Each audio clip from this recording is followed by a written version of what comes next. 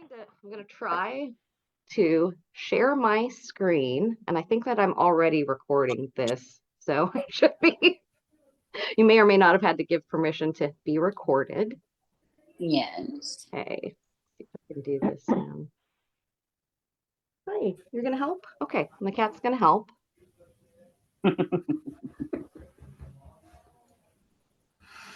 There, share screen.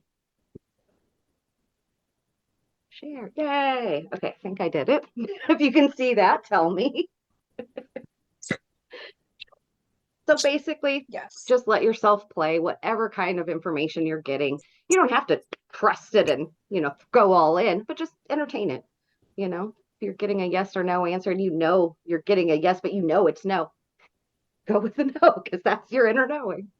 I have a pen and paper, and you might want to get pen and paper too. We're going to be, like one of the exercises is writing down your goals or what you want to achieve or what you want a message about. So sometimes actually writing it out helps that. And, we're going to talk a little bit about handwriting and body messages and things like that too. If you don't, it seems like everybody's pretty comfortable using Zoom, but you can feel free to figure out your camera, figure out your settings. 1 hour from the estimated call time. And somebody might want to mute themselves because I'm hearing a lot of background noise. So practice this. It's like I say, it's interactive, so you want to come back and forth. But let's see. Yeah, there's nothing intended as medical advice. I'm not a doctor, so if you have any health issues, consult a physician, consult a professional. But you can get messages about the body, about health conditions, things like that. So I tend to find those helpful. This is just for fun to show you how easy it can be to get messages. Now, obviously, I designed this, so there's a level of, I put in certain words, obviously, but so does the universe. So feel free to just take a look at that and see if there's anything that pops out at you as important. Precognition hit me straight away. Nice. And it's frequency. I just jumped back in. I don't even know what we're doing. Yeah, you're doing it. Perfect. Awesome. And it's interesting because you can, I make these and I put in the words I want to, and then you press the little button and it organizes it for you. But there's always words that kind of pop in that I didn't put in there. So I think that it's an interesting another level to it. So it's like the word young, Juung. See that, yeah. I think that's interesting that's one I didn't put in there. And that's one reason I chose this puzzle, because I thought that was kind of neat. So yeah. Vision. What was that? Vision. Nice. Like I put in grid worker. I know that a lot of people resonate with that. So yeah, good job, guys. Yeah, I like it. I've got, so perception has come straight up again. Yeah. So if you can do that, that's all it really takes. See how easy that is. There's a little bit of, you get to choose. You don't have to go with the first word that you see, but you can. So just notice that you can play with that. It's just as easy as looking for a sign and just accepting that a sign exists. On that note, I'm going to start to get into our feelings, get into our thoughts, what we would like to accomplish, and start to define that. Because I do find that the more we define what we're wanting, what we're looking for, the easier it is for the universe to tend to give that to us when we know we can ask for it. So go ahead and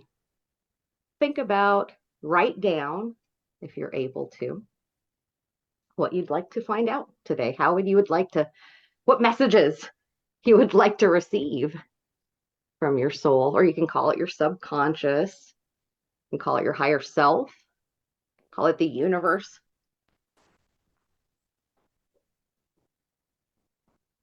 And feel free to keep doing that. Keep jotting down any areas. I have a few of my own. For me, I've said, how to get out of my own way. Get out of my way when I'm facilitating sessions for clients, how to get out of their way.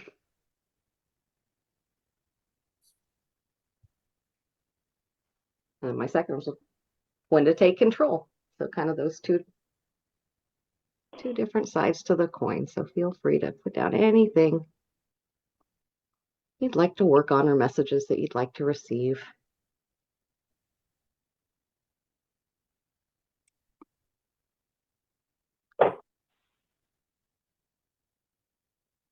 Was anybody comfortable sharing theirs?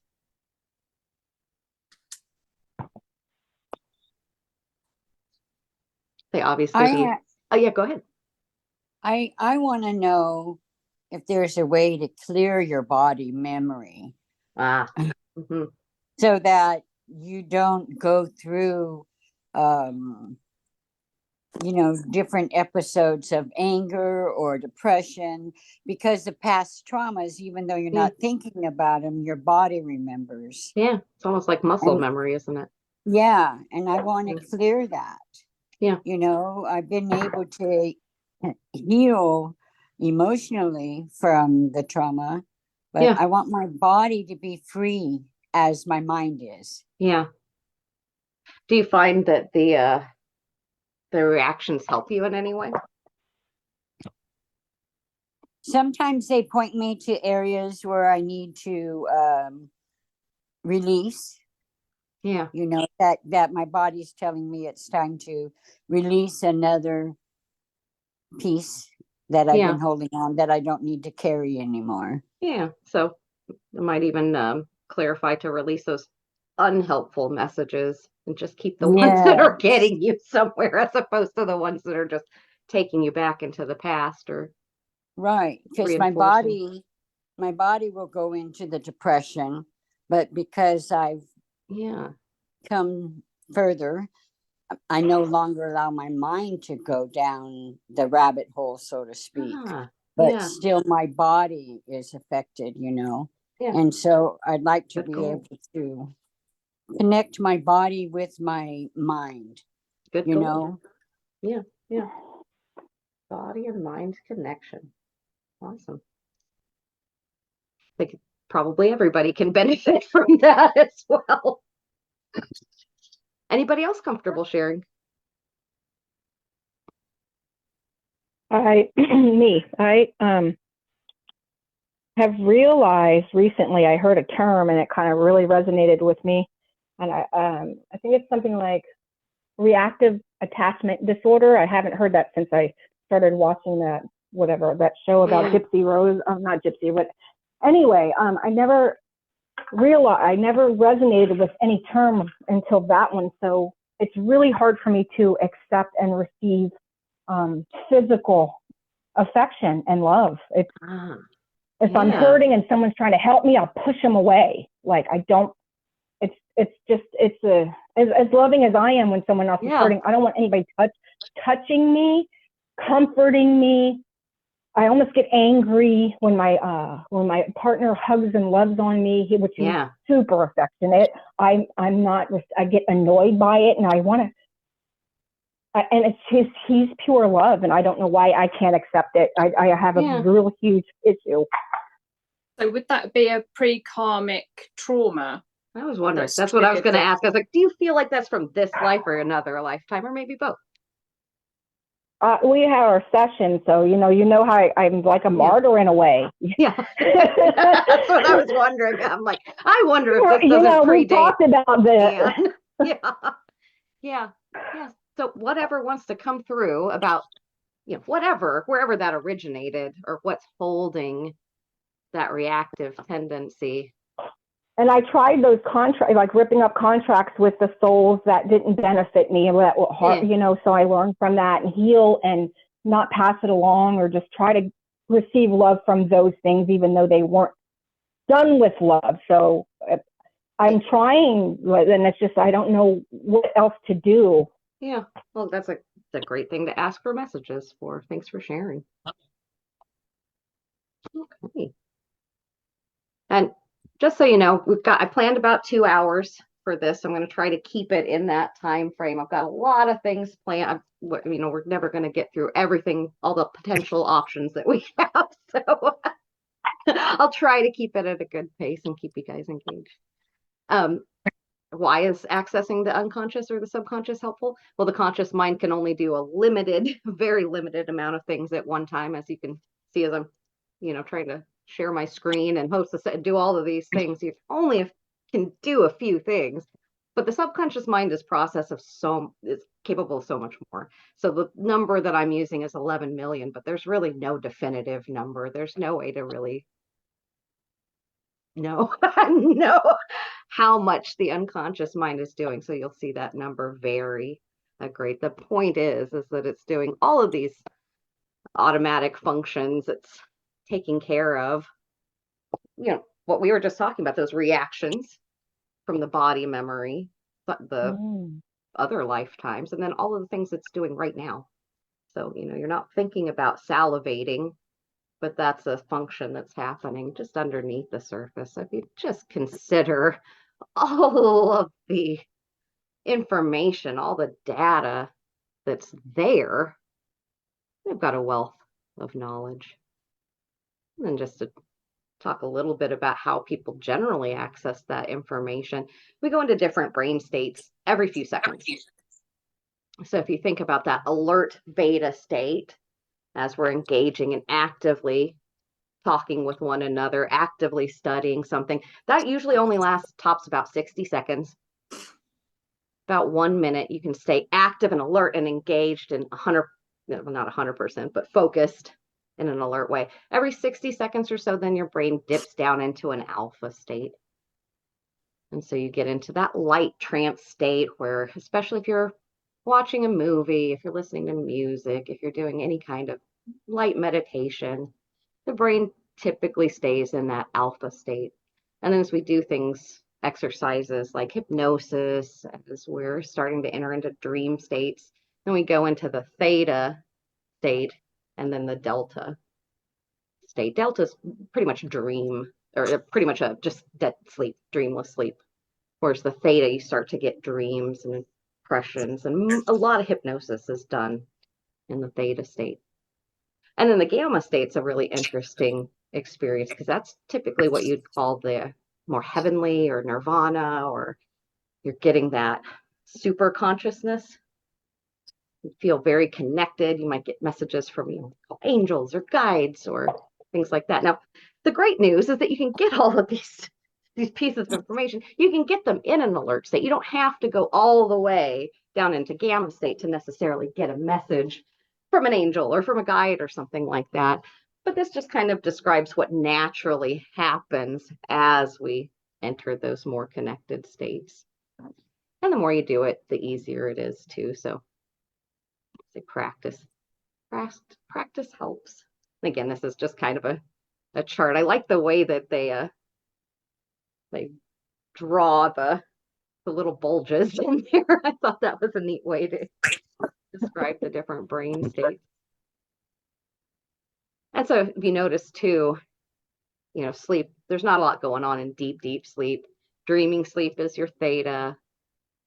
And then I thought that was interesting that as you look down at the end, the meditation, especially as you're what they're calling dowsing, as you're looking for that information, you're actively engaging with the trance state, that all of those brain states are engaged.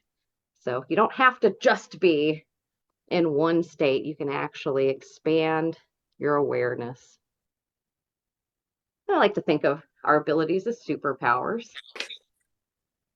They're pretty natural, pretty simple. We'll talk a little bit more about these. And so I like to think about, oh, and there's that chart again, if anybody wants to take a look again. Let's see, where did I get? Yeah, that's where I wanted to get. So I always think of some of this is just about asking for the right thing, or, I think of it almost like going to a diner. Say, well, what do you want? You might look at the menu and decide what you want, or you might already know what you want. But there's a certain power for asking for specifically what you want, letting the people know, letting the higher powers know that you want, giving permission to receive the assistance, and having gratitude for what you already have. So I think about it like you already have a glass of water on your table and you want another glass of water. Maybe you drink the first glass first and then ask the server for another glass of water. It's not likely that the server is going to bring you another glass of water until you've already shown gratitude and used the glass that you have. So I think that sometimes when people are running up against an obstacle of, oh, well, I've asked for something and the universe just won't give it to me. Well, maybe you haven't necessarily been in the vibration of appreciation for that same energy that you already have in your life. So I think, money is one of those obvious things where, maybe a person who's not the most responsible with money, maybe they're not going to get the lottery handout or whatever, maybe they're not aligned into using it the best, or maybe the person that would blow their money on a drug binge and then die, maybe that's not what the universe is going to give them. Maybe they're going to give them a way to align with what they really want. So just a little bit more of the superpowers.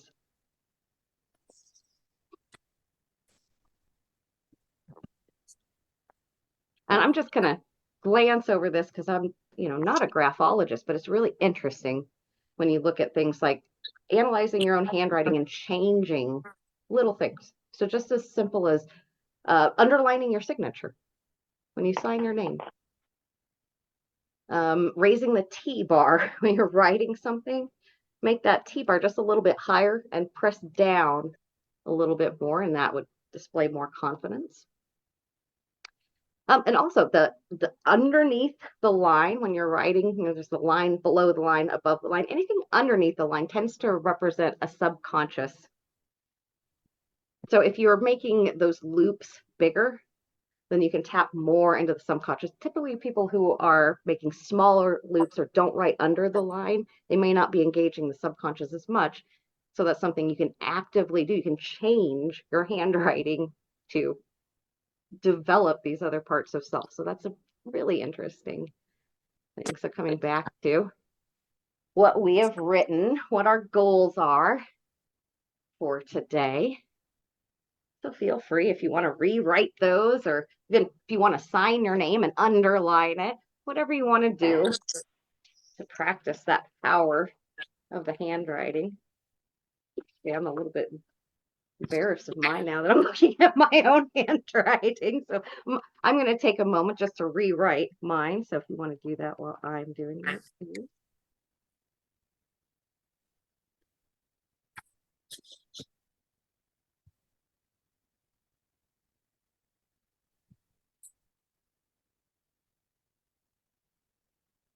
How do you know when you've actually connected to your higher self? Because that's the one thing I always seem to struggle. I don't know whether I'm actually connecting. As opposed to what would be my question? When are you not connected to your higher self? Yeah, but I don't know when When are you not? So just start there. When are you not connected? We're always connected would be my answer. Yeah.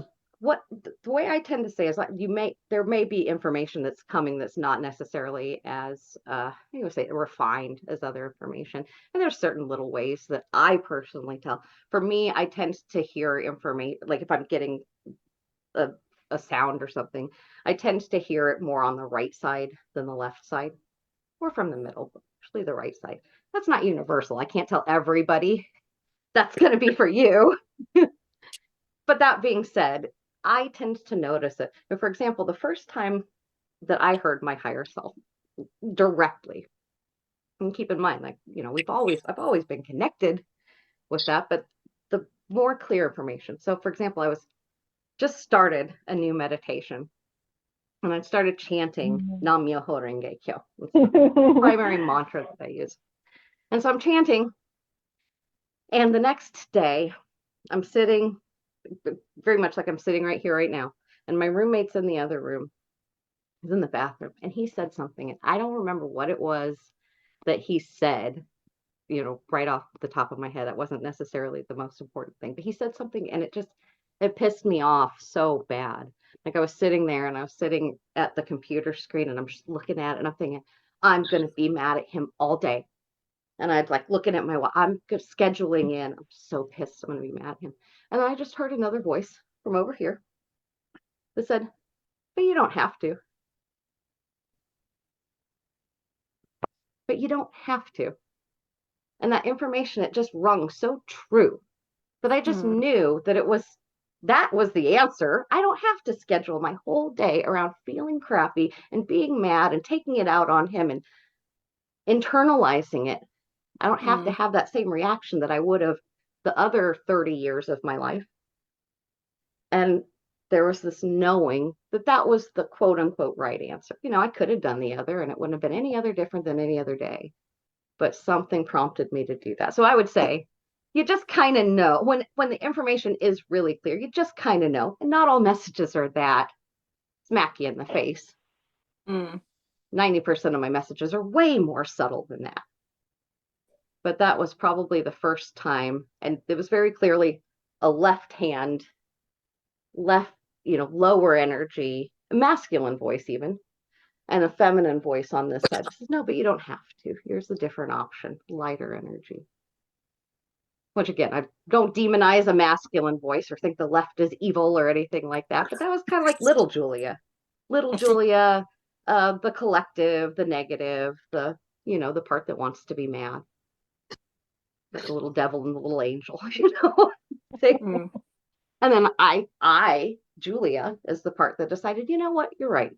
You know what, I don't have to. I'm going to go on and do the rest of it. Went on with the rest of my day. How would other people describe their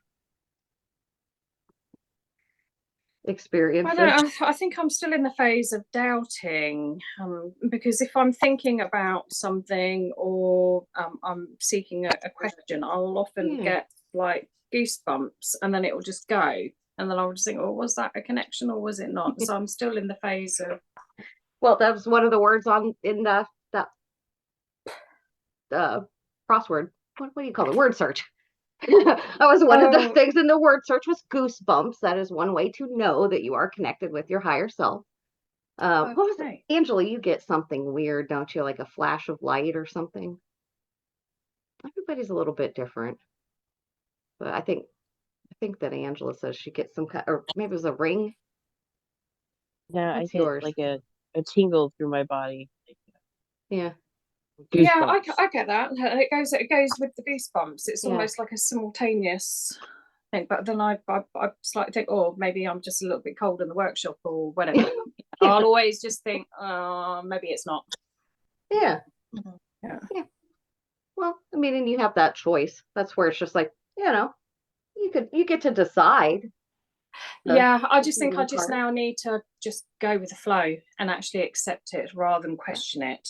That would be my guess. Is that anytime you're getting that impression, you're either getting it as an impression to affirm something or to reject it, or no, or asterisks, just leave it there as potential. Yeah. Okay. I'm trying to think of other way. Like I consider myself claircognitive, so I just know, and I don't know why I know, and I don't necessarily know that I know. I'll just say something, and then 2 days later, somebody will say, "Oh, well, that's exactly what happened."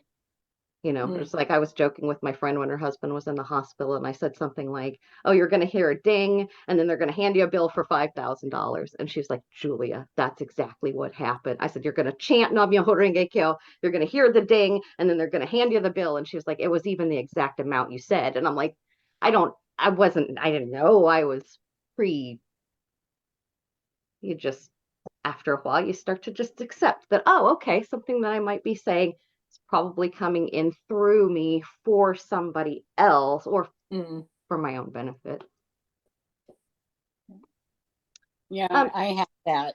I had a knowing about a friend, and I've had it for a little while, and finally I decided just to go ahead and write to her. Yeah. And I wrote to her and just wrote what was coming to me, the knowing that I had. about what's going on in her life. And I didn't hear for a couple of days, and then yesterday she told me that's everything you said was right on and what I needed to hear. And it's really cool when you get those messages and then you go ahead and follow through, you know. And I get them in so many different ways. I get knowings where, like, you just know that you know that you know, or I hear audible voices. Usually on the left side is the masculine. I don't know why. And they're always saving my life. A lot of times yelling at the top of their lungs, take your foot off the brake. But, you know. How long would you say it took you to develop that knowing? Yeah. What? How long would you say it took you to develop that knowing? I don't know. I've always had the knowing since I was a little girl. And it runs in the women in our family. And so I just accepted it. And then I started using it when I would get knowings about people, like even strangers at a bus stop. I'll get a knowing and I know that I need to speak it out, and I'll go up me and share what was given to me. And it's given to me as I'm speaking, you know. Right. And it's transformative for them. And I think that is just like so wicked cool. You know, I've been privileged to hear many of your stories, your occurrences. So yeah.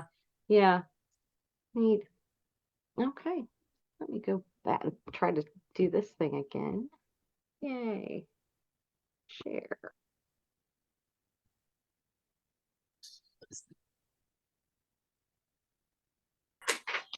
Yeah, so I'd like to always too just ask and give permission for any of the, we'll call them higher powers, ourselves from the future as ascended masters. All of these, we can call them consciousnesses or powers or entities.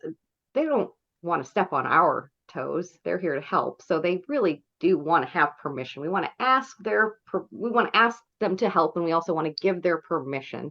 So oftentimes during a session, if not every session, most sessions, I'll call in guides. I'll ask ourselves from the future to be present as ascended masters and to help us on this journey. So if you have any guides that you like to call in, now's a good time to do that. Any angels, any guardians, any ancestors, any karmic connections.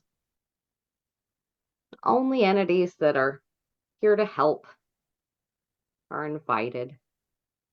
So I want to invite those beings from our timelines to participate, to be here, surrounding us, helping us receive those messages, giving us those messages as it makes sense.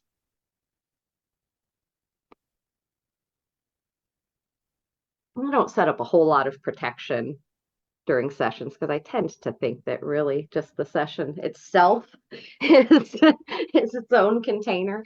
But some people feel better feeling that their boundaries or giving their guides limits. So I always just say the entities that are here to help, and only the helpful entities are allowed to participate in our journey. You'll receive exactly what you need to receive.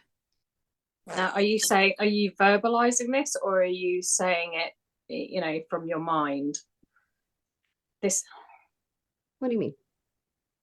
So when you're asking for like angels and guardians to come forth to help you, are you actually physically verbalizing them to come, or are you just mentally issuing out almost like a...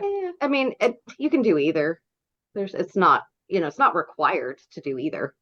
I typically, for a session, like for a BQH session, it's in the script. You know, it's one of those things that makes people feel connected and protected.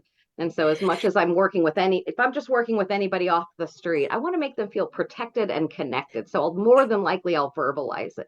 If I'm doing it on my own, I just assume I am connected and I know I am protected. I don't verbalize anything on my own because I just know it. I'm in my own home. There's so much protection.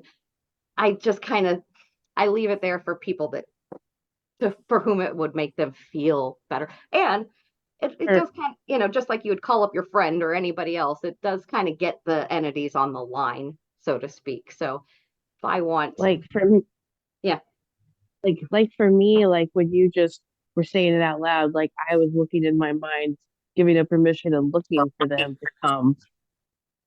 Yeah. Say that again.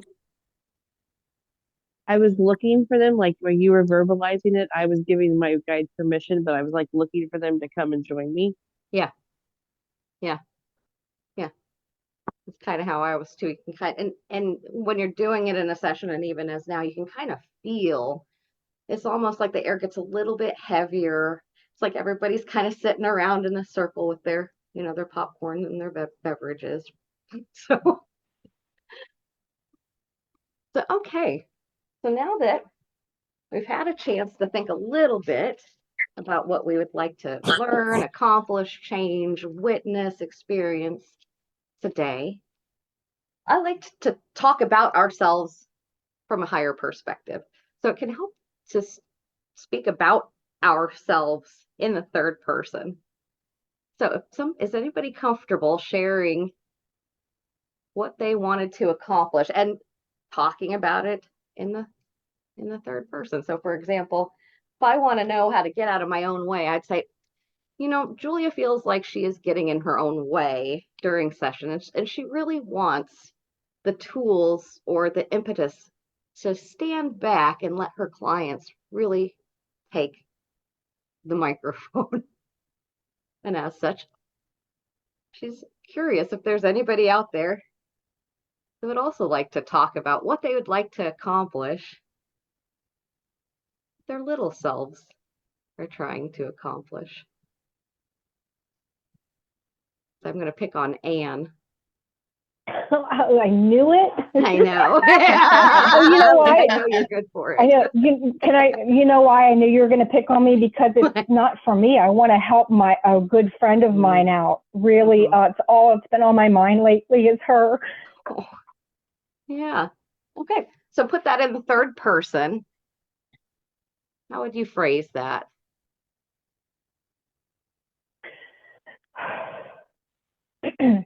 I would like Anne to be able to receive and give love and healing to the ones that she loves and need the most.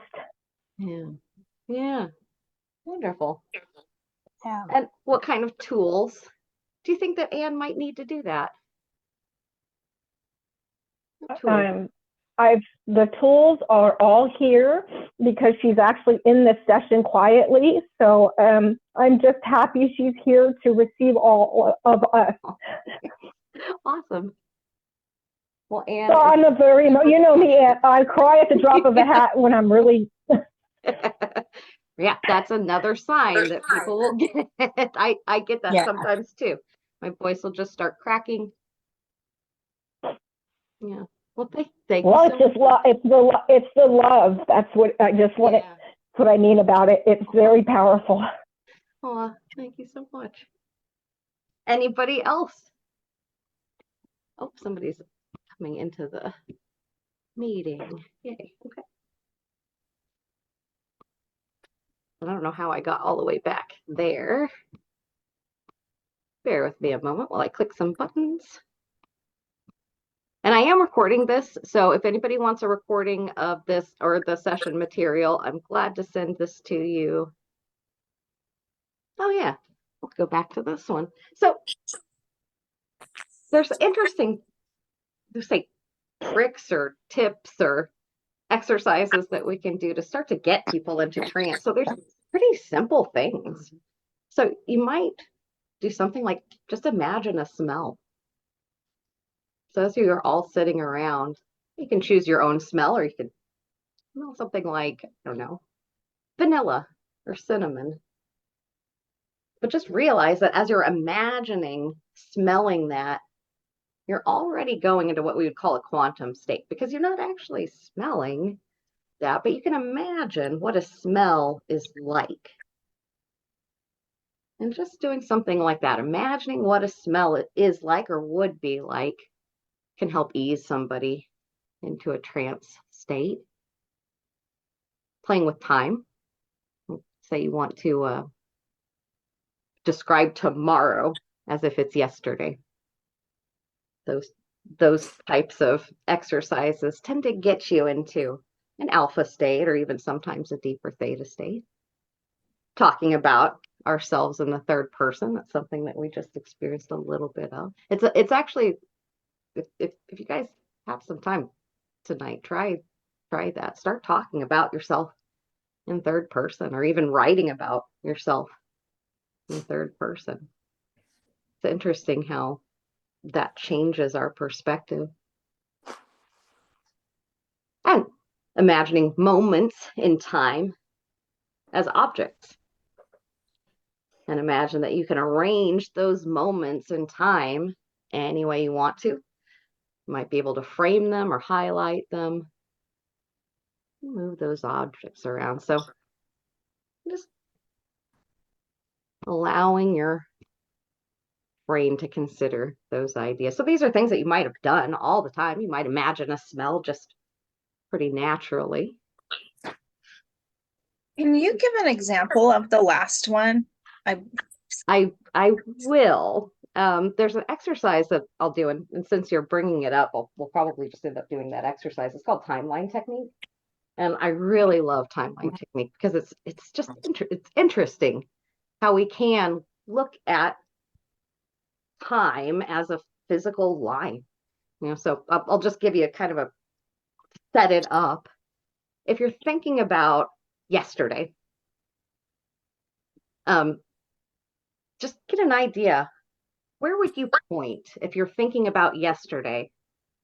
Do you point behind you? Is it beside you? Does yesterday feel like it's in front of you? Where does yesterday feel like compared to your body?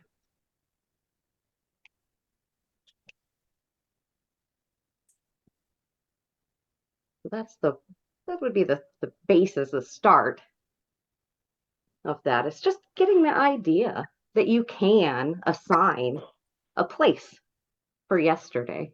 I tend to feel the past behind me. It's pretty common for people to put the past somewhere in the back. Other people might feel the past in front of them. Those people tend to really like history, or you might even say get stuck in the past.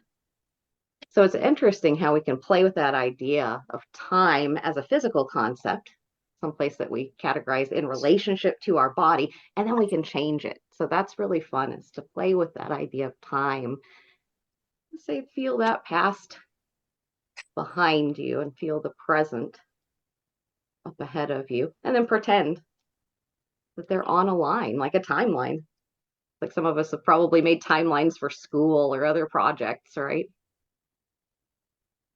It's interesting that you can do that with all of the events in your life as well. And then you can have fun highlighting them, moving them around, playing with those events. Does that clarify a little bit? It's one of those fun imagination games, so it might be a little bit difficult to imagine, but yeah, I think I have to practice that one a little. Yeah, it's fun. It's a fun technique to really get into. And a lot of the things that we'll be doing today, they really are better one-on-one, because then I can, talk to you and you can tell me exactly what you're feeling, exactly what you're seeing. But I'm going to translate them into a group as much as I can, just to kind of give you guys an idea of all the different options we have.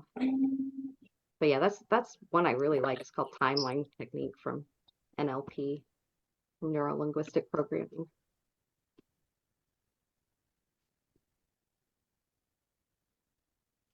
Okay. Where are we? I thought we already went through all of these. We're going backwards. Okay.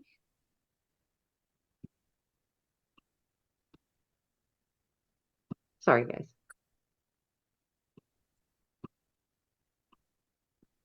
Close to where we were. Yeah, talking in the third person. Oh, yeah. And just another observation as you're trying to communicate with other people. Imagine that you're talking to their higher selves, to their souls, or to their subconscious mind.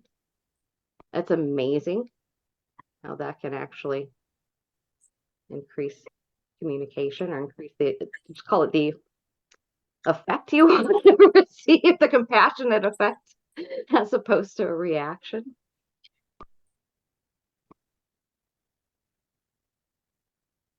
Oh, body. So we talked a little bit about goosebumps.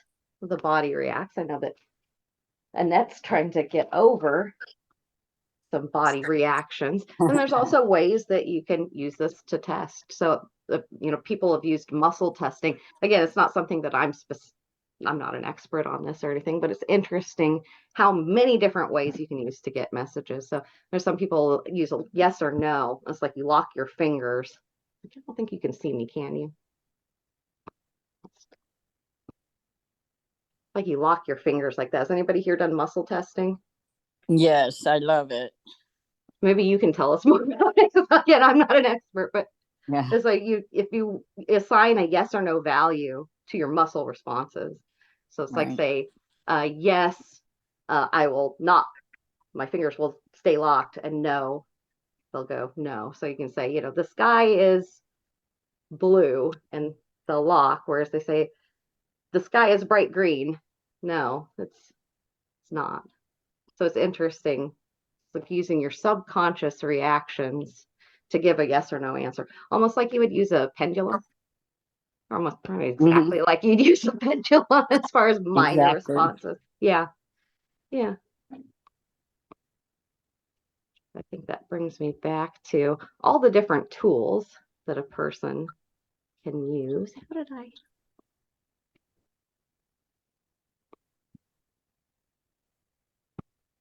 Not sure what I did now. Okay. So you guys can see me now? Yes. Okay. Thank you for my learning curve. I'm talking about all the different tools that a person can use. I use things like horoscopes. You can use pendulum. You can use tarot cards. I like the Dream Dictionary. There's a website that's called Cafe au Sol, and they do there's all kinds of stuff there. They have a Dream Dictionary. They have tarot card reading. They have, gosh, it's a great resource. I put the link in the information here. So, and numbers, a lot of confirmations come to me through numbers. Yeah. And I'll be on the phone a lot doing researches, and then I'll look at the time, and it'll be a sequence of numbers that I've been seeing a lot, and then I look it up online to see what that message is, Yeah. And it's really cool, especially when they all are confirming what I already feel and know. Yeah, I think that's important. Is you get the information, and then you can attach to it, or you don't. You might look up one number, say that doesn't really resonate, but then another was, oh yeah, I see that 1111 every day, and I just know I'm on the right course. Yes. Lately, I've been seeing 1, 2, 3s the last 4 days. 1, 2, 3, 1, 2, 3, 1, 1, 2, 3, Yes. 1, 2, 2, 3. Just like me too. For me, that means slow and steady wins the race. Consistent action. Yep. And it's funny because I posted on the 1111 page. Yeah. And I researched because I kept seeing these numbers with the 1, 2, 3s. Yeah. And so I looked up the meanings of each set. There was like 4 or 5 of them. And I posted it, and it's gone. I don't even know what happened to it. And well, that's another one, isn't it? Yeah. Does anybody else have things just disappear or change on them? I do sometimes. I've had one question in the group. They said they woke up one day and they went outside. The color of their building was different. They woke up the next day, it was back normal. That's a weird one. That's different. Yeah, that is. Yeah. Okay, so the first game we're gonna play is it's called what is it called? Chain reaction. And so basically choose one of your areas of opportunity, areas of insight, something that you want information about or want to focus on, one of your questions for your soul. Or if you don't have any, you can always be, how can I tap in? How can I keep developing my intuition, since that is the nature of this workshop. And the exercise is to pick 3 words. And these are the words that he gave in his exercise. And this is what he did with those 3 words. And I chose another set of 3 words. So you can use either one, whichever words you want to, or you can pick up a book and choose 3 words of your own. It doesn't really matter. The point is to choose your question, choose those words, and then just make, I'm going to say, random connections with those. So like he gives the examples, baker's bake. His question is wanting to know whether he should leave his job or stay there. He picks the words baker, iron, and bat. And then he's thinking, well, you know, bakers bake bread. They don't bake iron. But that makes me think of a vampire bat, which makes me realize this job's sucking the life out of me. So it's kind of an off. Oh, wait a minute. I need to make bread, but what does it make me think of? Not enough irons in the fire. I don't have an exit strategy yet. So that's how the creator of this exercise, Mike Mandel, one of my hypnosis teachers. So the 3 words that I chose were abbreviation, rabbit, and uniform. Again, you can use any 3 words that come out of anywhere. Mostly it's just important that they're fairly random.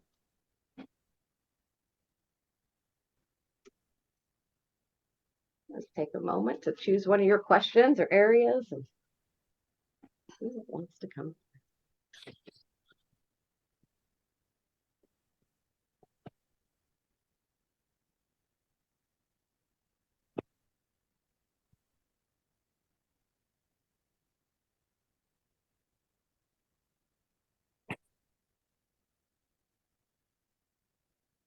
And I'll give you guys just a couple minutes.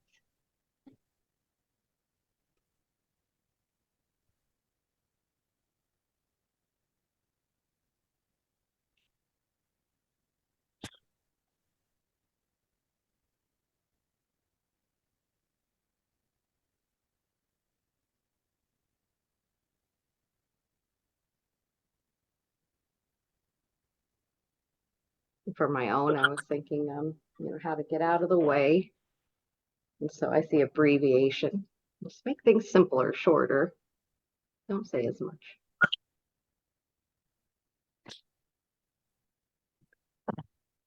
And I see rabbit, and I think of that slow and steady wins the race, like I keep seeing with the 1, 2, 3.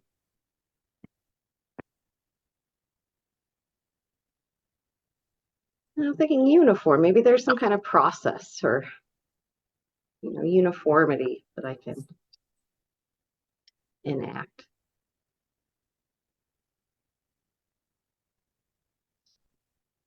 Anybody else want to share? And feel free to share your process or your conclusions. Anybody do anything a little different?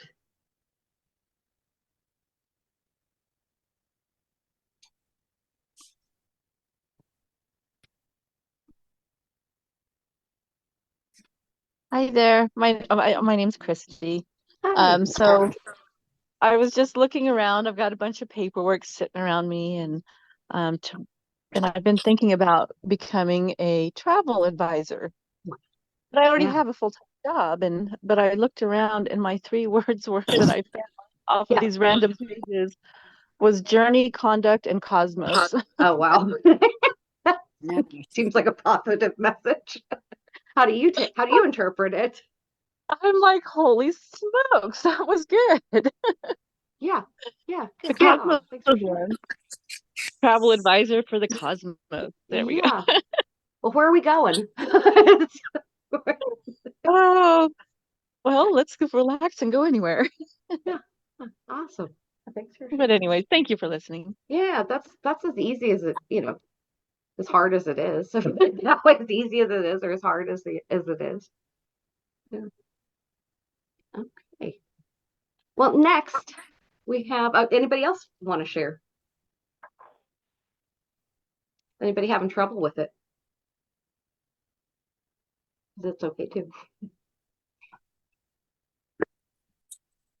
I asked myself the question whether I was on the right path for changing from veterinary nursing to quantum healing. Yeah. So the 3 words that have come up are sleep, direction, and purpose. Ah, how do you interpret those?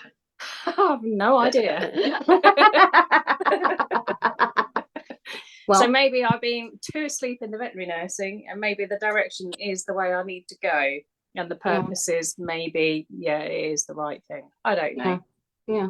I mean, that's how I would tend, pretty spot on how I would have probably interpreted it were it my question, but everybody's individual. So you get to make but even if the higher self says absolutely, still Roxanne gets to make the decision. Yeah. So that's the other part of it. What's correct? Well, we get to decide. I could have that day, I could have been mad at my roommate all day. And that's not necessarily the wrong answer. It just doesn't seem as right. Yeah. Okay. Well, now we have a few different exercises we can choose from, or we call guided meditations. And so I'm going to let you guys choose what we want to start with. So these are our options. Did everybody see these? I think so. An animal sanctuary, where you get to meet an animal helper. Art gallery, where you discover the solution to a problem. Dock of the Bay is designed to help connect with guides and tools. Go fly a kite. That's a way to connect the mind, body, and soul and get impressions. The evolving city, you get to build and imagine the city of your dreams. And then timeline technique, we talked a little bit about that. Notice how you arrange time and space. Does anybody have a strong feeling, one they definitely want to do or one they definitely don't want to do? Art gallery for me. Oh, nice. Yeah, because it'll help to visualize the outcome. Yeah. I know the problem, and I know the steps to take. So to visualize my life after I've taken those steps. Okay. Perfect. That's a good one to start with too. Is anybody not very visual, which is okay too? It's interesting because a lot of the hypnosis scripts that we get as hypnotists are visual. A good majority of them having you see things or imagine that you're seeing things. Some people just aren't visual. That's okay too. I might ask you to feel things or imagine things or pretend. So just pretend that you know the answer and then pretend that you're not pretending. That's what Mike Mandel says. So a lot of times if somebody's not that great at visualize something, I'll just have them describe it. What would you imagine it would be like? So if a person can see a red bird, that's great. If they're not able to see a red bird in their mind's eye, well, just tell me about it. About how big is it? Is it the boy bird or girl bird? That type of thing. Okay, so it sounds like we'll do art gallery. Anybody else have any suggestions? We'll probably do 2 or 3 or maybe even some more. Dock of the Bay. Dock of the Bay. Okay. Yeah. Nice. I'd like the animal sanctuary if we can do that. Okay. Keep in mind too, and some of these like overlap. Animal sanctuaries, like meeting an animal. Dock of the Bay, meeting a guide. You can meet an animal that's your guide, or you can meet a guide that's an animal. So there's keep those options open too. So okay. Awesome.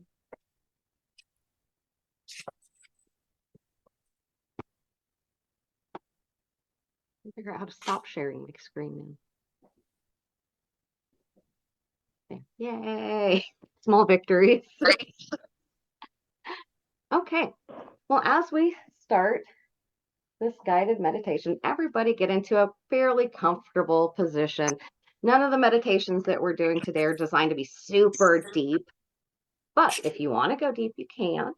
You're allowed to. I don't expect anyone will fall asleep, but if you do, that's okay too. But we're going to intend that you stay awake and relatively alert as we go through this meditation. So I want you all to pretend, that you're standing in front of an art gallery.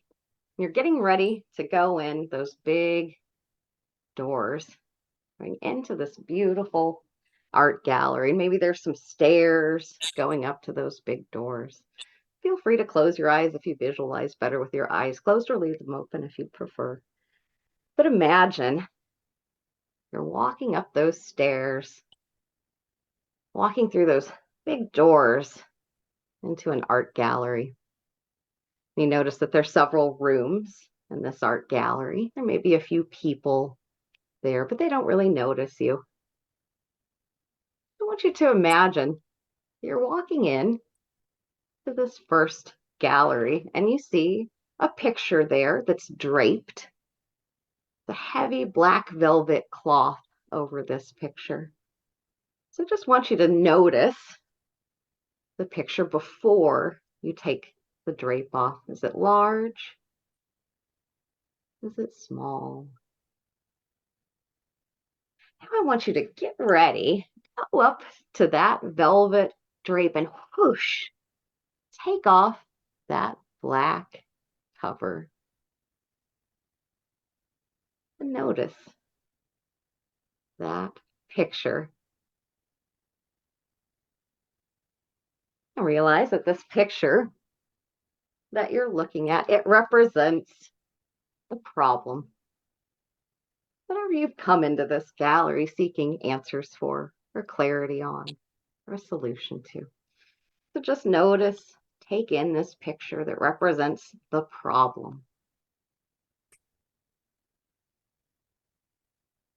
You might notice things like, how large is it? What media is it made out of? Is it a painting or print? Or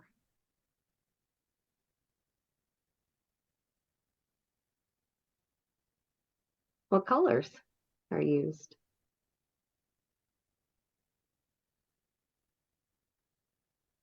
You might notice, who's the artist who created this picture of the problem?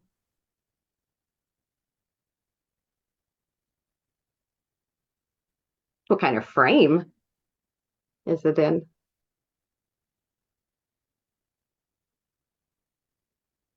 Just study this picture of what's coming to you as the problem.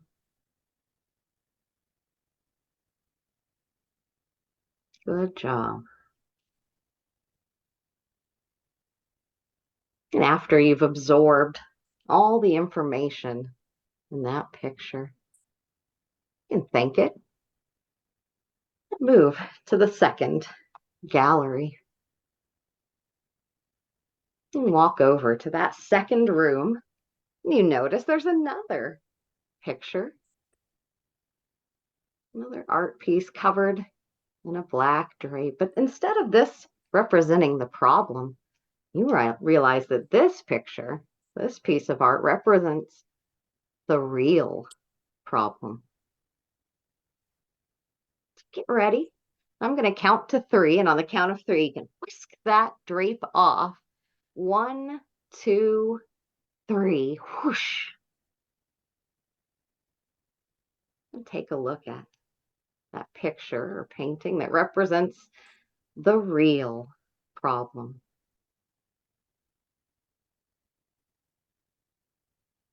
What's it like?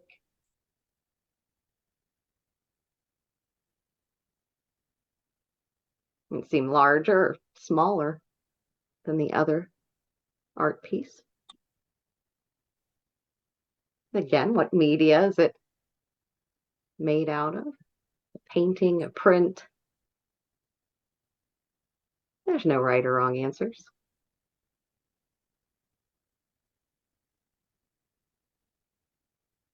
Who created this art piece? Does it have a signature on it?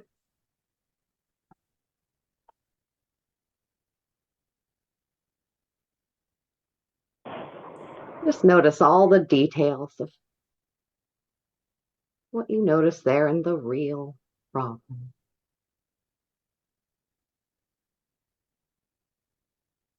Good job.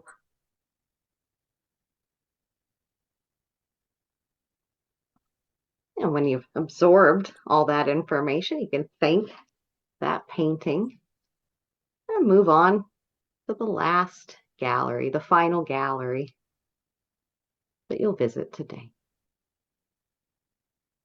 And in that room, you notice a third picture that's covered in a black velvet cloak drape.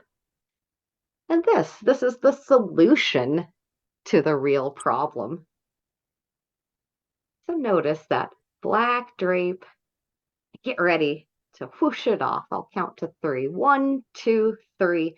Whoosh, take that drape off and look at the solution to the real problem.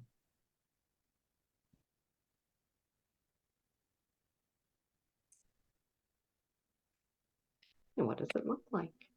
Take in all the details. What's painted there, represented there in this art piece?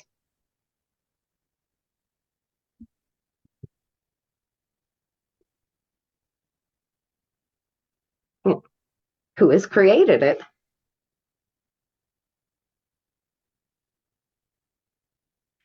And again, just notice all the details. Does it have a frame? What does it want you to know about the solution to the real problem?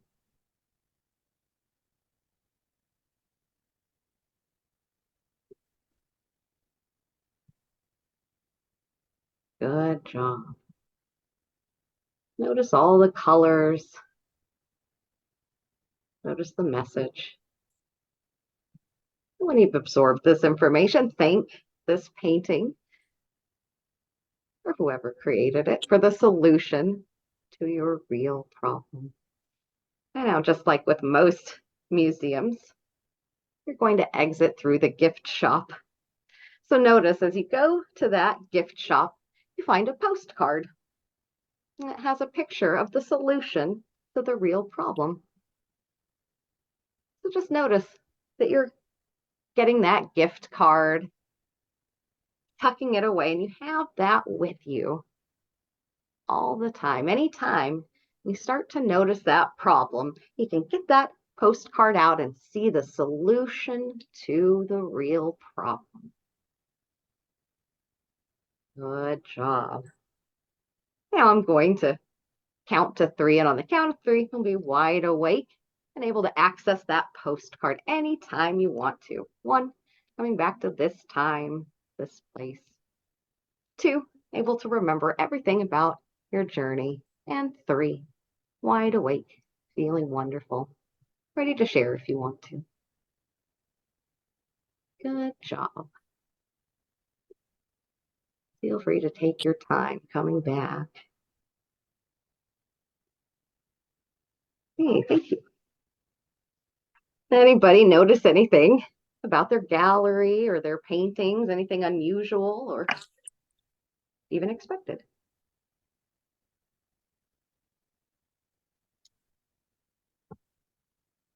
I noticed that what I expected to see had nothing to do with what was presented to me. I was anticipating that it would have to do with what I stated I wanted to work on today. But as I was walking through the doors, I realized that that's not the issue that my soul is ready to work on. And it's my procrastination and fear of success. And it was really cool to see how simple the solution is that I found in the third gallery. And did it come as an image or an understanding? Well, it came as an image and understanding because you know that writing is what I'm supposed to be doing.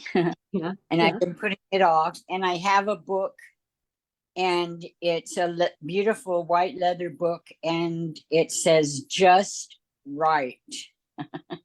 And yeah. And that's what I saw hanging there. And what was in the second one was affirmations. And so in the third one, I was shown that I'm to take that book, and instead of thinking about writing the story of my life, I'm to write affirmations that have to do with releasing fears, procrastination, and accepting abundance and success. Perfect. And that as I'm writing those affirmations, the stories that are within me will naturally flow. Perfect. Yeah. Well, it's beautiful, actually. It really hit me when you said that too. The fear of success. Yeah. You think it's one thing, and it's really, oh man, we're scared of what would happen if you did succeed. So that got me. Thanks for sharing. And I've written that earlier. Yeah. I'd written that earlier, fear of success, earlier in the session. So for her to come through, that resonates. It resonates a lot, I think, with all of us. Yeah. Yeah. Well, something tells me that here in this earth realm, we kind of make ourselves small for different experiences. And, there's something about accessing that broader perspective. It's for our benefit, but at the same time, there's reasons that we limit it, and navigating those and figuring those out. It's one of the reasons I think we take on the human challenge. Yeah. Speaking of limiting things, so in mine, all 3 of my pictures were just colors. Okay. And it would not let me focus in on any of the fine details, which is what I tried to do. From picture to picture to picture. I got 0 things. And now then you got colors. I got colors. Yeah. I'm gonna say and then when I tried to grab my postcard and take it with me, I couldn't get it out of the postcard holder. Interesting. So, I mean, if that's not just an incredible block. Yeah. What was the color for the solution? The color for the solution was purple. Purple. Okay. Kind of a it middle. It was purple and whites. Yeah. What was the problem and the real problem? The problem was blue. Okay. And the real problem was a series of like oranges and whites. Okay. Yeah. And it's interesting because I can facilitate a whole session with somebody and they may just get colors. And there's no way to predict what a person's going to get, or what they're going to, whether they're going to get personification, or whether they're going to get a past life, or whether they're just going to see colors, or whether they're going to experience being a shape. And all I can say is that it's absolutely valid. I haven't seen any that have come back to where there's like, no, there's nothing in it, nothing there. No, it's absolutely valid. And it's just that's how the information wants to come through for whatever reason. And you may look up what's the meaning of this color, and you find something that just absolutely resonates. And the energy that each color has its own frequency, and see what that frequency is and what part of your body. Yeah, I was going to say the chakras, purple's usually up here, but then again, everybody's a little bit different how they experience those even. But different chakras. I say purple usually has to do with spirituality. So, but yeah, thanks for sharing. It can be just that nebulous, and the message is to trust whatever you're getting. Sometimes. Gotcha. Oftentimes be like, oh, we're just going to give her one and see if she can. It's kind of like with the waitress with the water, we'll give her one, we'll see if she drinks it, and then we'll bring her another refill as this one is absorbed. And just like with any other things that we get today, you might get more in your dreams as you meditate, as you write about it, randomly, messages from the TV, body messages. So as you're focusing in on those colors, just see, you might say where in your body wants to tingle or respond or change when you think about the color blue, or when you think about the color purple, or as you go through the oranges and whites. Look, I do think orange and white is a Capricorn color. So oranges and whites together represent Capricorn. Whatever that means. Again, like, I don't know how I know these. I mean, I know how I know that's because my mentor told, but Okay. Are there other signs? Julia, are there other signs for the other colors? So like the blue and the purple? I'm sure there are. I know orange for Capricorn because of a particular person, because John, my mentor, he's a Capricorn born January 1st. And then we met another person, Amberly, and he says, oh, well, she must be a Capricorn. She's wearing orange and white. And sure enough, she was. It was just that, like, oh, yeah, this is this. Not every single person that's wearing orange and white is going to be a Capricorn, but there was something about her whole energy, her signature, where he could recognize that as, oh, this is like this. And there are other colors. The green, negative green is scorpionic. Something about, it's the same color as astral projection. You tap into a negative green color. It's like a green that's sort of a brownish. It's the color of Scorpio, and it's the color of an eclipse. That's the same color as you can tap into to astral project. So I know a couple, but I don't know the whole spectrum. Right. Gotcha. The whole rainbow. Good question, though. Yeah. I was like, good question. Yeah. Okay. So I think the next one we wanted to do was Dock on the Bay, just designed to meet guides and get helpful tools. Anybody want to share the goal or intention for this exercise? Anybody want to meet a specific guide? I would just like to simply connect. Yeah. Just to know who is with me. Yeah. Cool. Well, even while you were speaking, my dad appeared, and he has this certain look about him, and he just said, just do it. And I look over on my lamp, and there's a picture of my daddy looking at me with his hand on his hip. And that look, just do it. Just do it. Yeah. And so I know he's here with me right now. What's he telling you to do? Just write? Yeah. Good.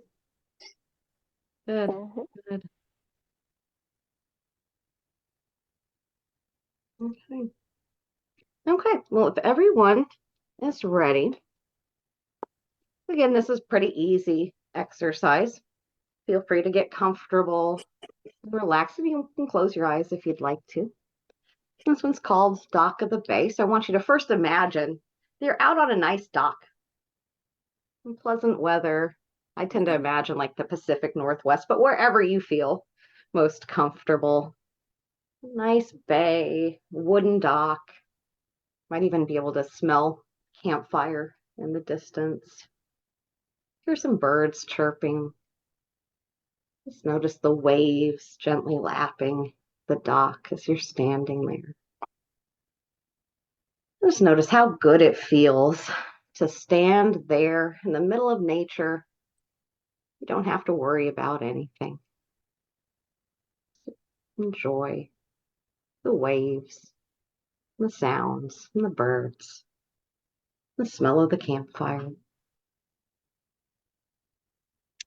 you notice that out there on the dock, just a little bit past you, down on the dock, is another version of you. This version of you looks exactly like you. They're even wearing the same clothes. The only thing that's different is, as you're looking over, you notice they have a frown on their face. They look a little upset, like they need your assistance. So just notice this other version of you that needs your assistance. And now, notice on the other side of the dock, where the shore is, there's a tree line with woods. And you're drawn to walk towards those trees, knowing there are helpful energies there. So go ahead and start walking towards those trees. And as you do, you notice that there are 3 beings there that are coming out of the trees to meet you. Just notice the first of these beings, these guides, these helpful entities. Let's notice this first guide who's coming out of the trees to meet you. And you may not be able to tell who or what they are right away. Just get their essence. You might notice, do they seem male? Do they seem female? Do they seem human? Or are they different? Just notice their form. They might have a color. They might have a gender. Notice how you feel when you're with this guide, this being. It might be somebody that you know from your regular life, or it might be something you've never even imagined before. So just notice this energy that's coming out of the woods to greet you.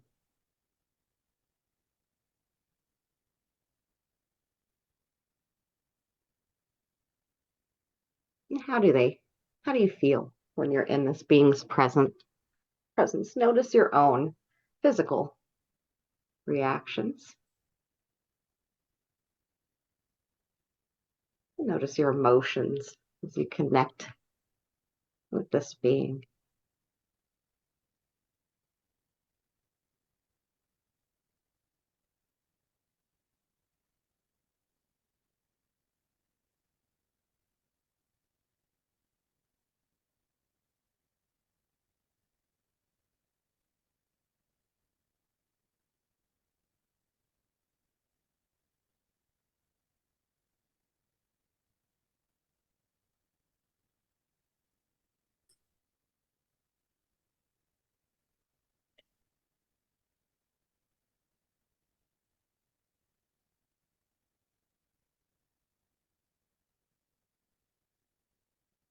Just notice that first being. Tell us a little bit about that being. Are they male or female? Are they human? Not human? Describe that animal or person or being in as much detail as you can.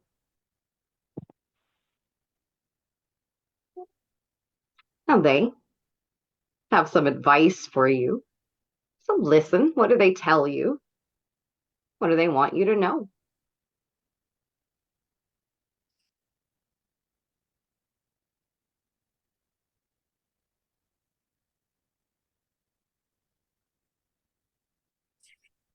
And this being, they have an object for you. You might be able to reach out your hand and accept it, or be able to tell what it is, or you might not know, and that's okay too. But notice if you can, what's important about this object and how does it help you?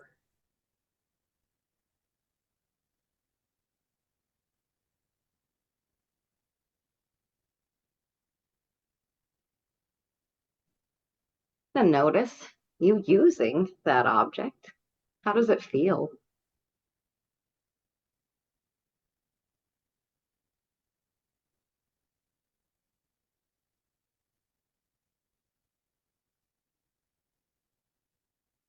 And ask this being, when is a good time to connect with them?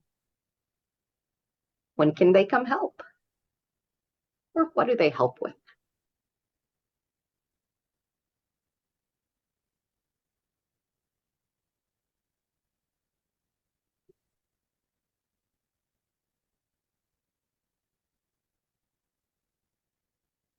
Good job. Ask when they show up for you or how you can get in touch with this guide in the future.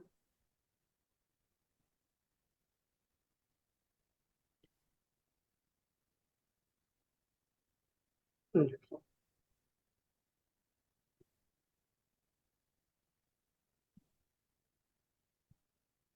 Realize that this guide is available anytime you need them.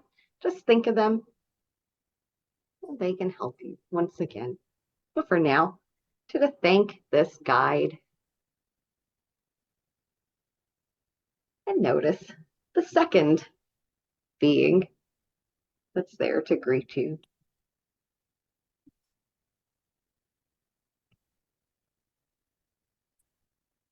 I notice them coming out of the woods, becoming more clear.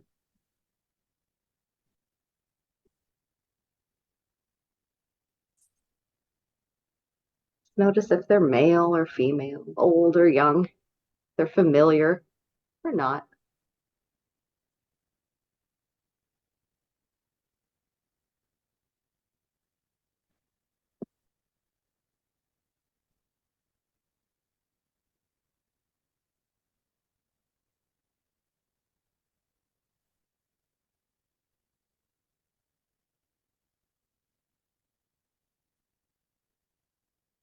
Now again, they have a gift for you, a tool, a present. Notice, is it large or small, something that you can hold or something bigger?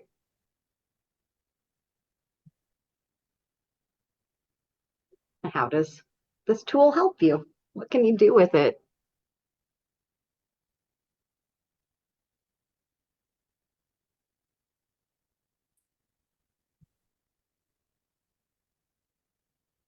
When can you use this object?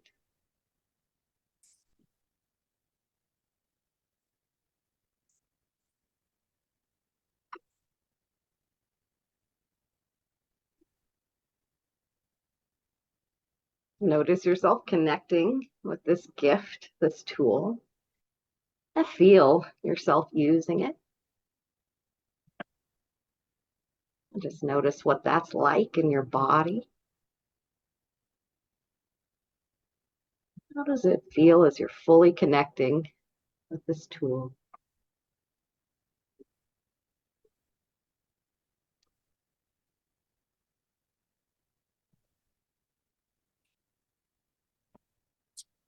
Now connect with that guide. Where do they know you from? Just this lifetime or other lifetimes?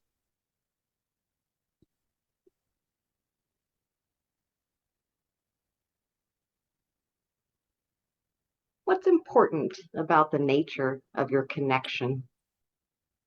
You might notice a symbol or just a knowing how you're connected with this being.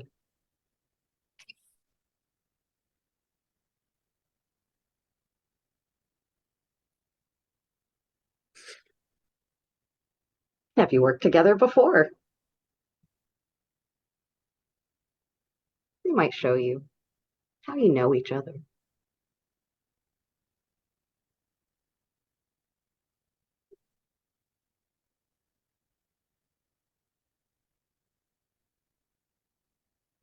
And when is it a good time to connect with them? When can you call on them with help? For help with what? What's their specialty?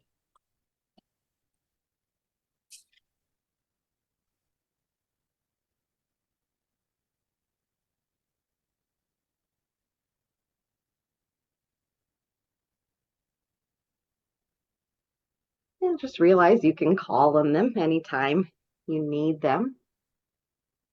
For now, thank them for being so present. Thank you for this information, for the tools.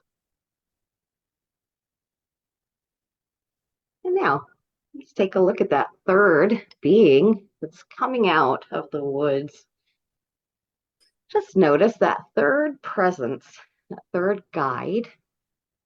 You might recognize them or you might not. Just notice their energy? Does it seem familiar? Does it have a gender?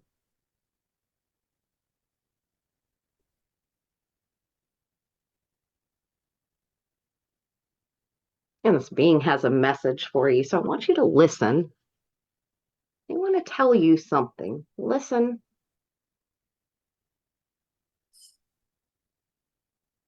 You might hear it with your ears, or you might just know it, or you might see a symbol or receive the message in any number of ways. Just listen. What do they want you to know?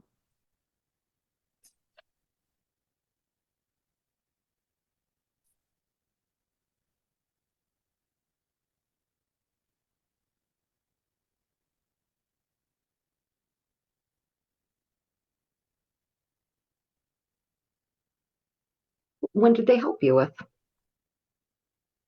When does this being come to see you?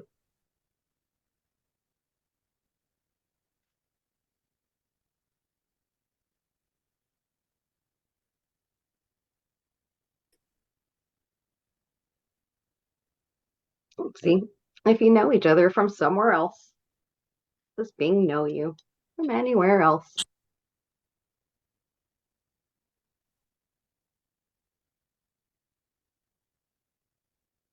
And they have a gift for you. So just notice they're holding out their hands and they're presenting you with a gift. Could be physical, it could be energetic. Just notice what happens as you receive this gift. What does it allow you to do? To understand.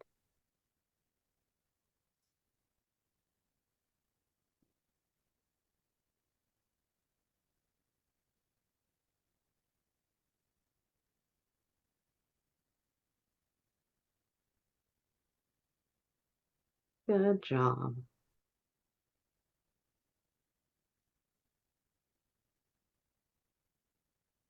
See yourself accepting this gift and using it however makes most sense. See yourself using this tool or this energy. And notice how that feels.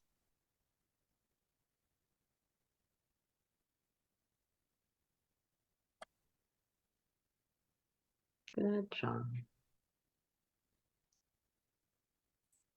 Now thank these guides. And notice you can connect with them anytime you need to, but for now, they're receding back into the woods, going back into those trees. And then you, naturally, you go back out onto that dock in the bay and notice that other version of yourself. As you look at that other version of yourself that was frowning and sad before, you notice that now there's a light in their eyes. They're smiling and nodding at you.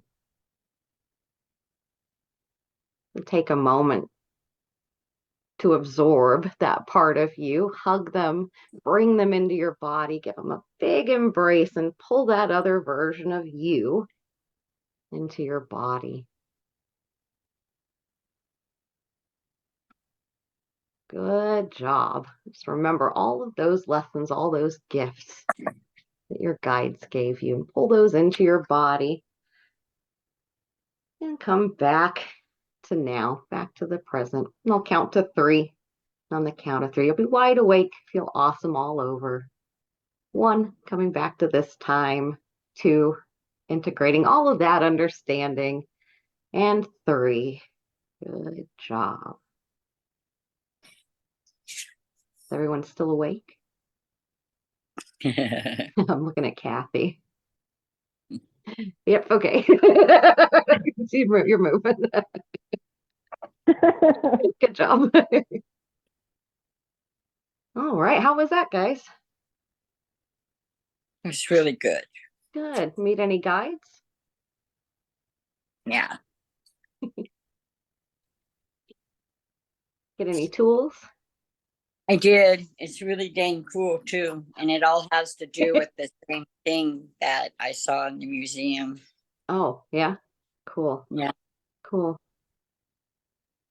Nice. And it's okay if they're not necessarily super solid either. A lot of the subconscious work can be sort of nebulous too. I had immediate tinnitus, and it felt like tubular bell sounds. Do you get that often? From one ear to the other. Huh. Do you get that often? And then I felt like a cold round the top of my shoulders, and then I was more visual. I had violets and purples just coming across, and that was it. I didn't have anything else. Yeah. Do you normally get the tinnitus as a sign? Not as a rule. It was definitely like there's a persistent word that keeps coming up: tubular bells, tubular bells, tubular bells. Huh. Yeah. Interesting. Well, keep tapping into that. Yeah. Yeah. It's obviously something, but yeah. Good job. Thanks for sharing. Because that's more times than not. That's how the information comes in, right? It's kind of nebulous. It makes you kind of curious, at least for me. It makes you kind of curious. It was instant. It was like an instant tinnitus, and it was going from one ear to the other, one ear, and then it was just like like a tubular, like you can get the tubular bells. That you, it was like that. But there was a word. It kept coming up. Tubular bells. Yeah. So I don't know. Well, let us know when you find out. Yeah, it sounds like there's information there. That kind of reminds me of that. When I was got the information about my starseed lineage or whatever, I kept waking up in the middle of the night. I was waking up. I mean, it's the morning really, but I just kept that middle space waking up, hearing the word 7-star system, 7-star system, 7-star system. And so then when I went to Google that, then, I found Cassiopeia and I found all kinds of other things. And, it was like, oh, okay, this has to do with this. And, it all kind of made sense, but it didn't make sense at the time. No, well, the only tubular bells I know is it Mike Oldfield, and that's it. Yeah. That's what I was thinking too. Yeah. That famous. Yeah. So, it's weird how things happen. Yeah, it's weird the connections. Well, that whole thing with me and the waking up to the 7-star system, it had to do with my cat, and my cat's named Zimmy, Tsim, and the star system that I'm from is Tsish. So it was like a real connection. Yeah. Well, yeah, but it's also doesn't make any sense if you try to, as I try to explain it, it just doesn't make a lot of. Oh, this equals this. It sounds like I'm crazy, but then in hindsight, I'm like, oh, okay, it all comes together. So, anybody else have those kinds of experiences where you get the details one year and then 3 years later you understand what the dream means? Yeah. At least I'm so glad I'm not alone. I think we tease ourselves in this quantum reality. We're like, not all at once. We'll put the punchline. We'll give them a decade to figure that one out. Okay. All right. Well, let's see what we want to do with the time that we have left. Let's look over our exercises. Anybody remember one that they wanted to do? I remember what I put up there. I had Animal Sanctuary, Art Gallery, which we did, Dock of the Bay, which we did, The Evolving City, Timeline Technique. The timeline's a little bit tricky to do in a group, but I mean, I'm definitely willing to do it if you guys want to. And then the Go Fly a Kite. Go Fly a Kite, yeah. Go Fly a Kite. Anybody have preferences what they want to do next? Fly the kite. Okay. Mm-hmm. I've got slides and everything for this one, so let's see here.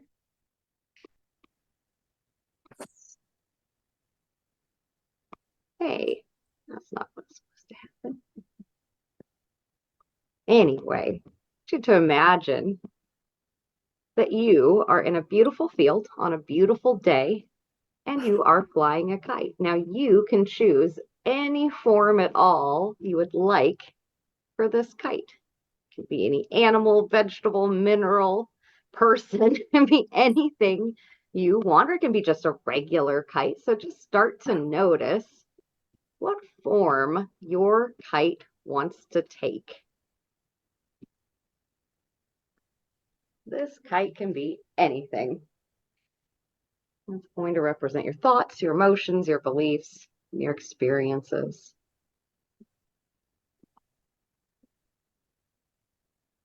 It might be one of your questions, or you might go ahead and give that kite, that experience, a name. So again, choose one idea, one belief, emotion, experience that you'd like to examine, maybe one of your questions, and give that idea or experience a name and start to notice how that wants to turn into your kite. What's it like? What's it made out of? Does it have a personality? Just notice what that kite is like. What does it remind you of? Does it have a personality? What's the kite made out of? Might be just energy, might be material, it could be anything.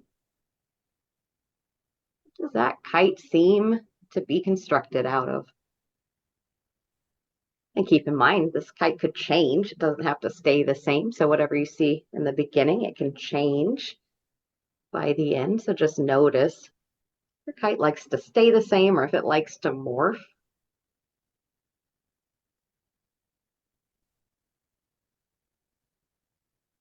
And notice, how are you holding on to the kite? How are you controlling this kite? I like to ask, how are you attached to that idea you're flying around up there? It might be just a regular string, or it could be made of anything, or even no material at all. You could be flying it like a drone or controlling the kite with your mind, or you might be holding on with a thick string or even a heavy chain. Just notice as you're thinking about it, you might even be able to feel the string change or form it into something different. Just notice that you can change this kite or how you're holding on to it. And feel that kite catching the wind and notice how you're able to maneuver it.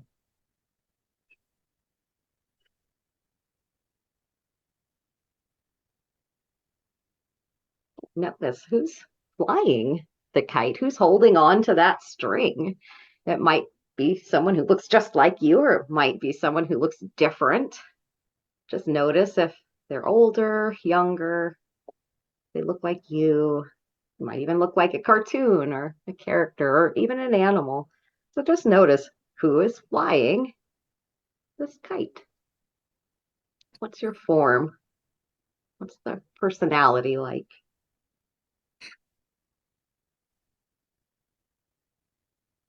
Might even take more than one person to fly this kite. Just notice.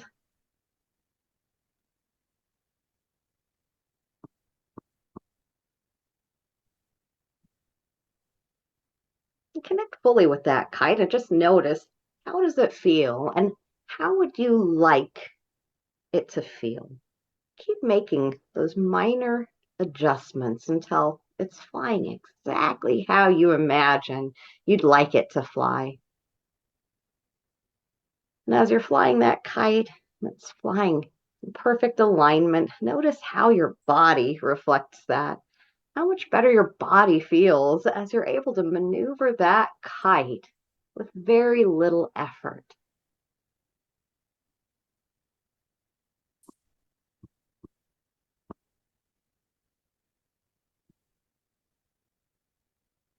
Once you've spent plenty of time with your kite, are comfortable flying your kite effortlessly, start to notice there's others in this park. Maybe there's someone there who needs your help.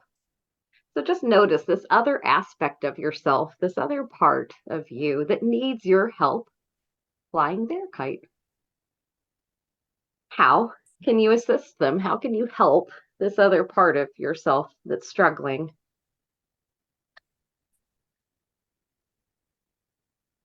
What are they struggling with, and how can you help them?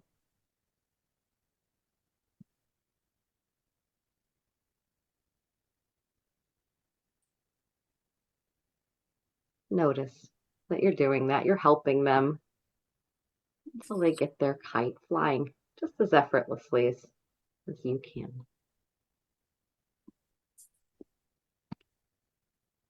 Now also notice there's another being there, an expert who is flying their kite without any problems at all. You notice how expertly they catch the wind currents.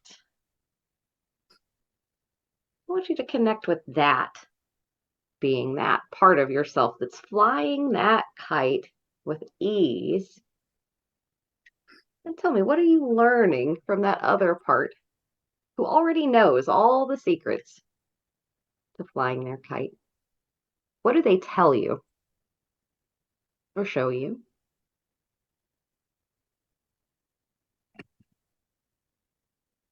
They tell you a word. What word do they tell you? What's important for you to know?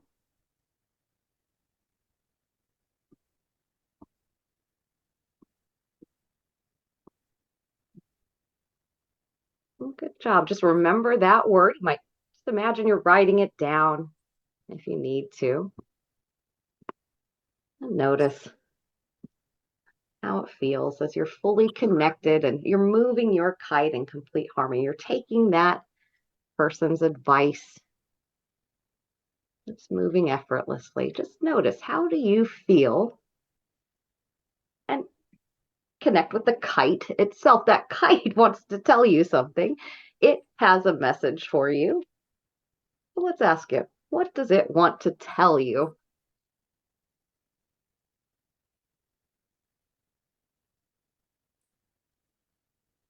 Experience that connection, that harmony with all of your senses. And every time you connect with that kite, you can feel that same sense of alignment, that same connection.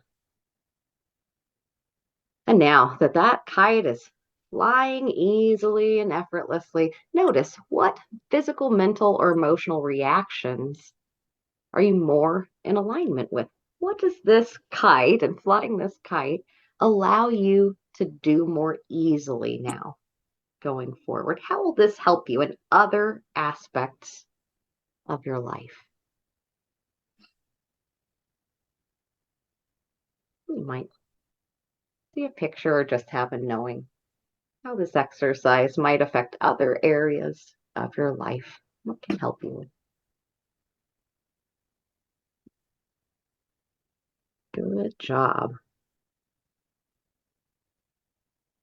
And now I want you to imagine that you're thanking all those other parts of yourself. You're connecting with that other part that's an expert kite flyer, thanking them. Connect with that other part that still maybe has been struggling at first, but now you've shown them how to fly their kite.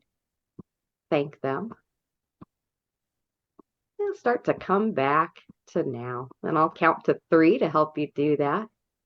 And bring your kite down. Pack it up. You're ready to leave that park.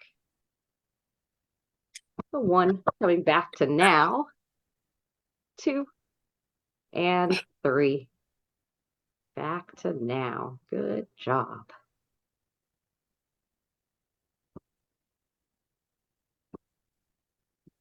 How was that?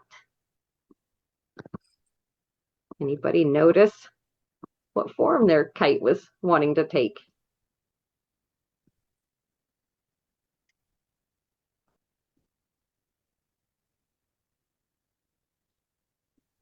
Yeah, that was wonderful.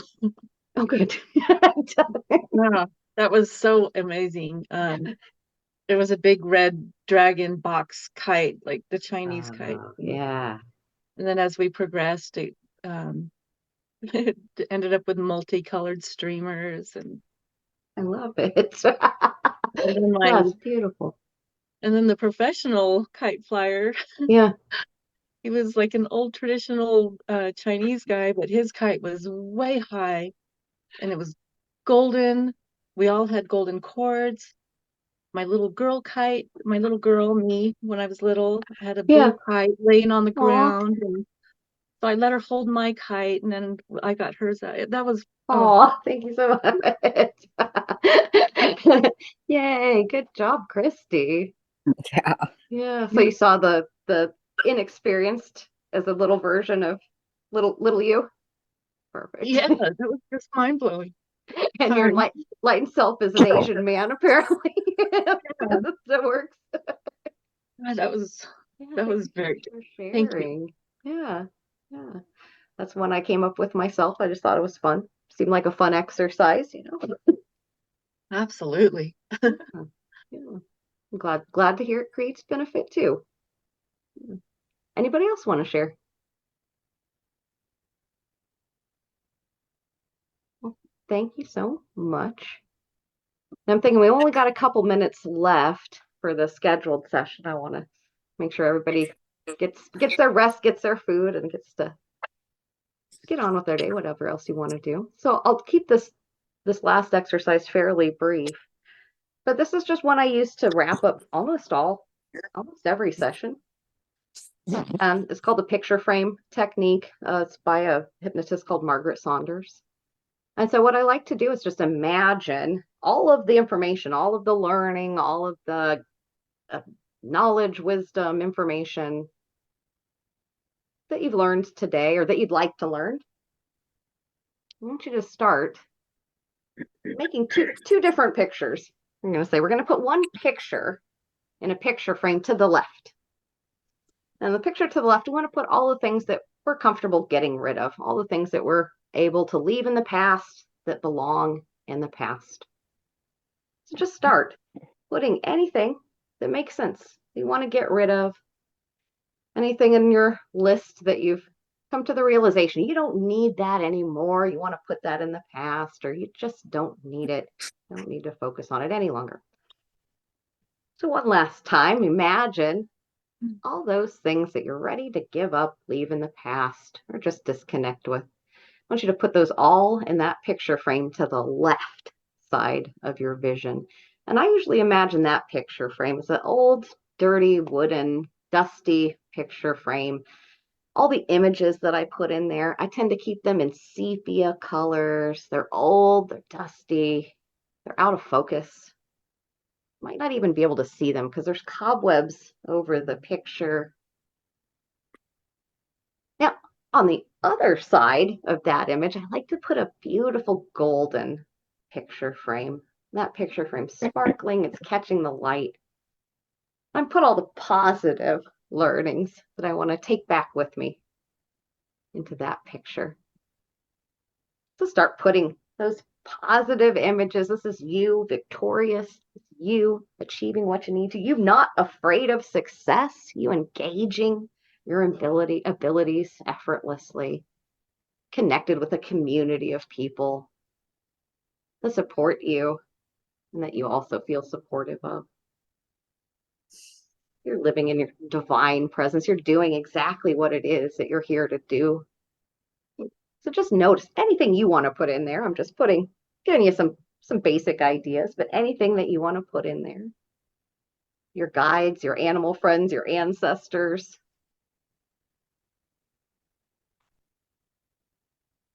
Just notice those two different pictures. The one on your left, dirty and dingy, and the things that we want to get rid of and disconnect with. And the one on the right side, that's beautiful and golden. Now just notice is there anything in the picture frame to the left that you don't want to get rid of, that you still want to represent? And just notice if there's anything that you don't want to get rid of, so you could put a little representation of that energy into your golden picture frame. But if you're comfortable getting rid of everything in that dirty, dingy picture frame, then let's start shrinking it. So I want you to imagine that old, dirty, dingy picture frame with all of those images from the past that you want to get rid of. Start shrinking that down. And I like to reach out my hands and shrink that down with my hands. And you can too if you'd like to. So reach out the hands and just shrink that down, kind of like you shrink an image on the cell phone. You just squeeze it down. So notice that dirty, dingy picture frame is getting smaller and smaller and smaller. smaller until it's only about the size of a pinhole, and then poof, it disappears down that pinhole. It's just sucked down there, gone forever. And now you can put that beautiful picture, move it into the center of your vision and expand it. Just like you can expand that image on your cell phone or on your monitor. You can reach out and pull that bigger until it takes up the whole wall. And notice that beautiful golden picture frame is so inviting. All the images in that picture frame are calling you. So guess what? You can jump right in there. So get ready.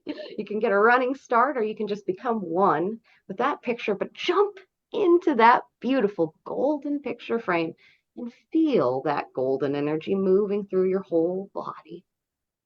You might feel it above your head first, and moving down into your third eye, down into the throat chakra, down into the solar plexus and the heart chakras, moving down and down, even into the sacral and the root chakras, and even into your feet and connecting down into the center of the earth.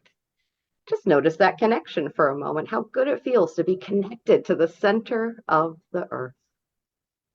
Then feel that energy bouncing back up and moving through your body the other way, coming back up through your feet, knees, pelvis, stomach, chest, throat, coming up through the head and then going up through the top of the head, connecting you to the great central sun, the source of all of this energy itself. And notice how good it feels to have that working in harmony. That circuit is complete. And now that you are connected this way, go ahead and ask for a word or a symbol or a phrase that will help bring you back into this feeling. A word, a symbol, or a phrase that will help you come back and feel connected in this way. Anytime you imagine that feeling, this connection, anytime you hear that word or that phrase, with your permission, always with your permission, you can come back to this feeling of connection and empowerment. Good job. And now I'll count to 3, and on the count of 3, you'll be wide awake, feeling awesome, ready to, what's the word? Integrate. Ready to integrate all of this information. Good job. 1, you're coming back. 2, the consciousness. And 3, ready to put all of this in place and use it for what it's good for. Good job, everybody. Yay. I couldn't think of the word.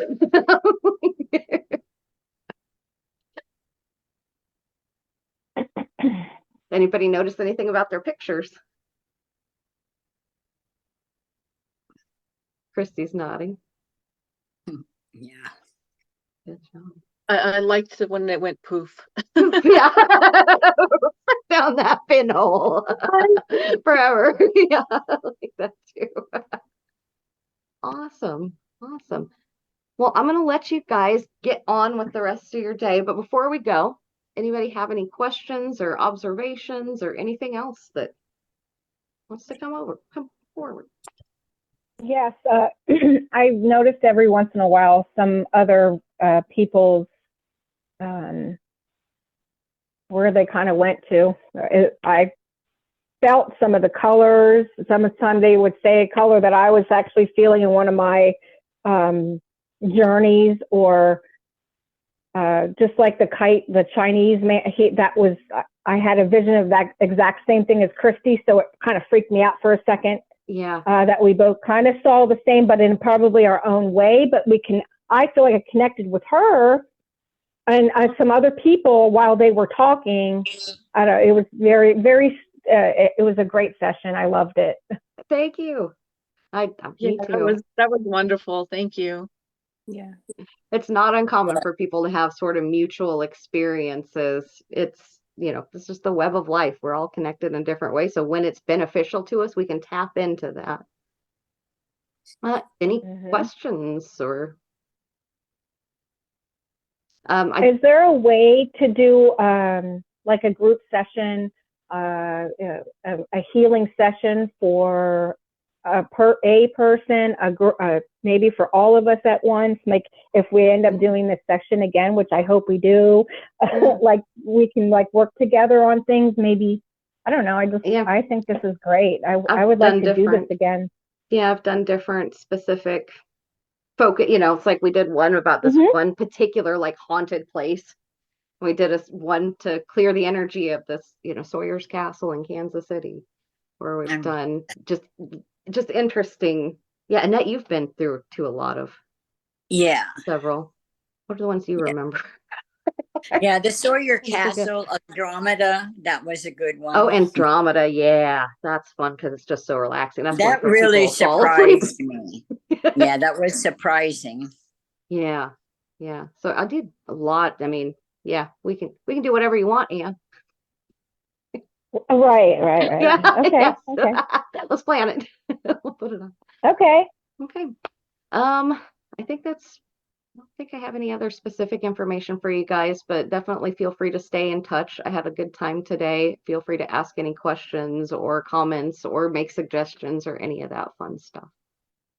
I just want to go back whilst a couple of you were doing the kite, I was actually doing a little bit of Googling on the for the bells. Yeah. And Cool. Yeah, so that came back. Obviously, they provide the divine sound of Om. And they mean a spiritual connection and awakening and enlightenment and a connection to the divine. Beautiful. Do you feel like you have a? And then the colours that I was seeing at the same time, which were the violets and the purples, was to seek more clarity, introspection, to use mind, embrace who you are, and your crown chakra. Yeah. Wow. So the two of them are really quite interlinked. Yeah. Amazingly. Good job.